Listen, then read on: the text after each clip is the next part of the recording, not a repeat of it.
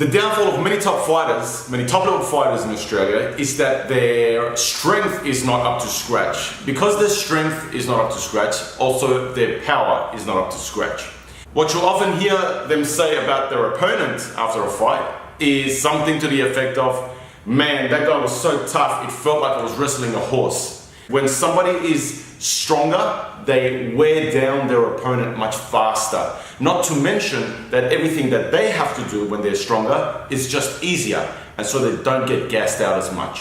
What if I told you that being stronger and more powerful isn't about genetics? What if I told you there is actually a way through sports science and proper training that you can also become much more powerful, much stronger, and be able to dominate your next opponent, where everything for you feels much easier and you wear them down much faster. Imagine that in your next fight, it's your opponent who tells their friends afterwards that, man, it felt like I was in there wrestling a horse, a bull or a bear, or any huge animal that just seemed to dominate them. You might also be thinking, hey man, I've heard all this before, people have told me about this, I've tried it, it didn't work, I'm an old school guy, I just like to stay fit, do my road work, and work on my technique.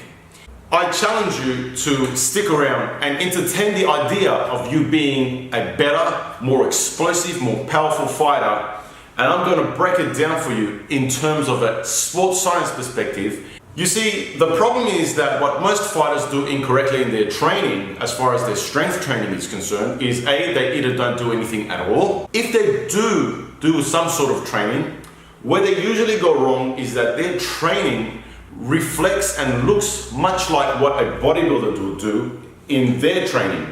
You see, lifting weights is not all the same. If you're a bodybuilder, the way that your program is set out and structured is completely different to if you're a powerlifter or a boxer or a wrestler or anything else in between. The reason why traditionally fighters and fighting coaches, especially old school ones, have always said, we don't believe in doing weights, weights make you bulky and slow, is typically because they've been utilized incorrectly.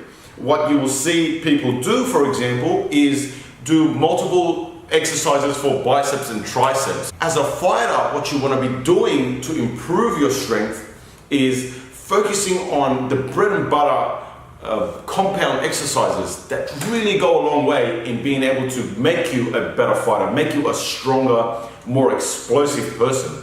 And those are squats, bench press, deadlift, pull-ups, rowing variations, overhead pressing. Things of that nature is what should be based and centered around your training. You cannot do a bodybuilder's program and expect to become a better fighter. It doesn't work like that. Just like a bodybuilder can't do a fighter's program and expect to become a better bodybuilder. So let's talk about real quickly what it looks like to break down the structure of a fighter's program in terms of strength. During a period of time when a fighter is in the off season or has just finished a fight, up until when a fight is planned for or a major competition is planned for, that period needs to be divided up into preferably multiple sections.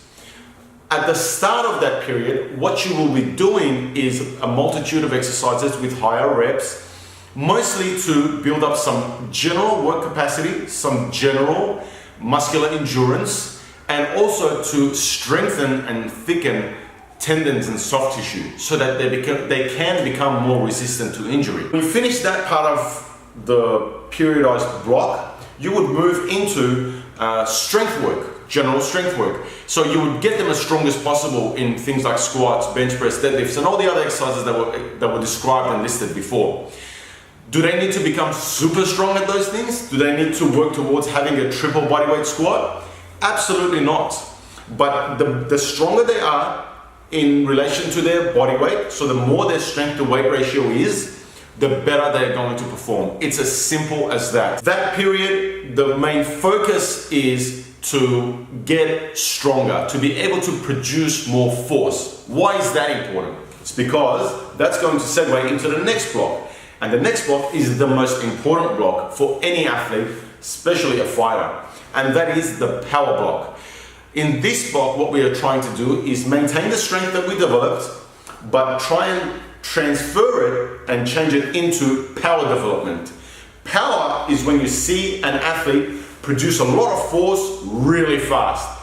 They snap off really amazing punches. They can go for really fast takedowns. They can really dominate and change position really quickly. That's power. And that's the ultimate, the gold standard. That's what we are working towards the entire time. Everything that gets done for the development of power. And that is developed through things like squat jumps, box jumps, long jumps, trap bar jumps, different types of plyometric push-ups, and so on and so on and so on. Now that's something that you don't typically see fighters who think they're doing weight training right do.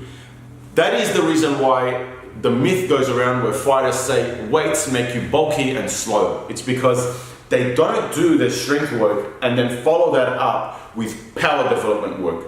All they are doing is bodybuilding. All they are doing is muscular development work. That's just one piece of the puzzle. It's important, but it's just one piece of the puzzle. So if you're a fighter and you have any major competition coming up, whether you're a professional or you just really love it and are passionate about it and want to do really good at it, I invite you to rethink your idea of what strength and conditioning means for fighters. I'm Amir Fazeli. Thanks for watching.